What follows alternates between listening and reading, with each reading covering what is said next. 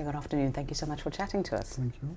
So give us a sense, firstly, of the kind of infrastructure projects that you're funding as the FDB.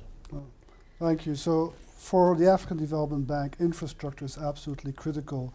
You must have heard about our high fives, which are the 5 big goals that our president has set in terms of how we want to help transform Africa over the next 10 years or so.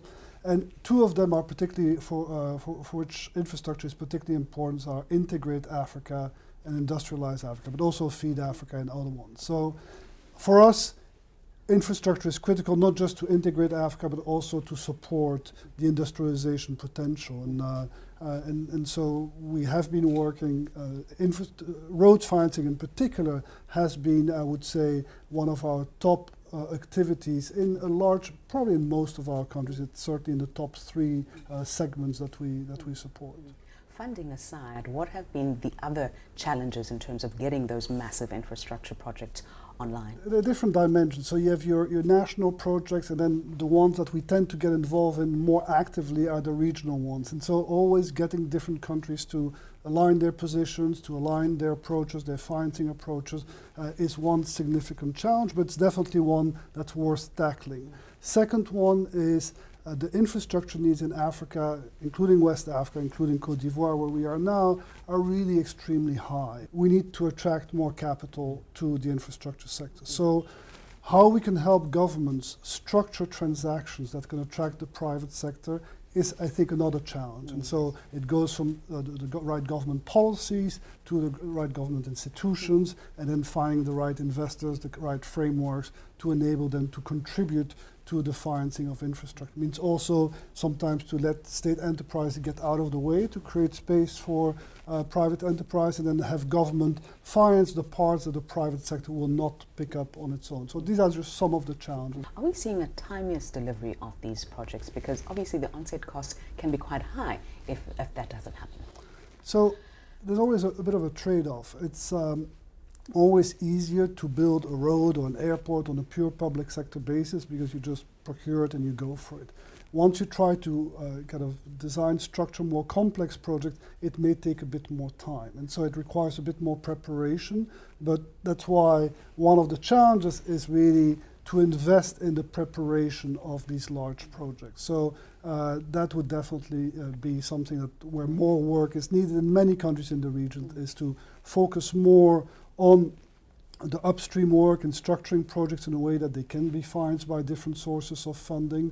It's one. The second thing, which is maybe a separate question, is while infrastructure is critical and we need to make sure that it gets developed in a dynamic way, we also need to focus on services. For example, trucking services. It's nice to have roads, but if trucks are overloaded and demolish the roads, you haven't achieved much. If there's no competition in trucking, your prices are not going to come down. And so there's a whole set of reforms that are needed really to optimize whatever infrastructure exists. So the challenges are plentiful. But so we are an implementing agency. We are here to help governments and private sector, because we invest alongside private companies as well, to make things happen. So our view is that we need to help in particular where we can unlock cross-border opportunities. And if you take industrialization, there's huge opportunities in value chains, but that often require better connectivity between countries. You may have, for example,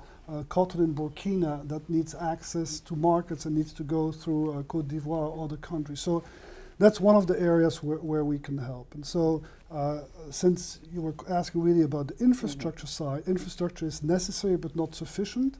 You need infrastructure, then you need these soft measures to kind of be able to optimize the infrastructure, but then you need many other things. You need access to finance, you need skilled labor, and it's really the combination of all these things that will make for success. And by and large, countries with a deliberate approach towards industrializations have been more effective, but it takes persistence and perseverance. And for example, take a country like Ethiopia, for example, has had a solid track in industrialization, but that is decades of work and consistency in approaches towards private enterprise. This stability in the investment framework is absolutely critical, and one that investors rely on to sink money in a longer term perspective. Is it a lot easier to operate in the Ivory Coast because it's part of this single economic and monetary union? So Ivory Coast is arguably one of the most open economies in Africa, and especially amongst the larger economies. It's extremely open. It has pursued a very active role in regional integration. It's a member of ECOWAS and UMOA, amongst other organizations, and has played a key role in that. And I think Ivory Coast sees part of its prosperity from being well integrated with its neighbors, including the number of landlocked neighbors that rely on the Ivory Coast or on other coastal countries for access. So I think this regional dimension is well understood in this country, which I think is really one of the most open in the region. Fantastic.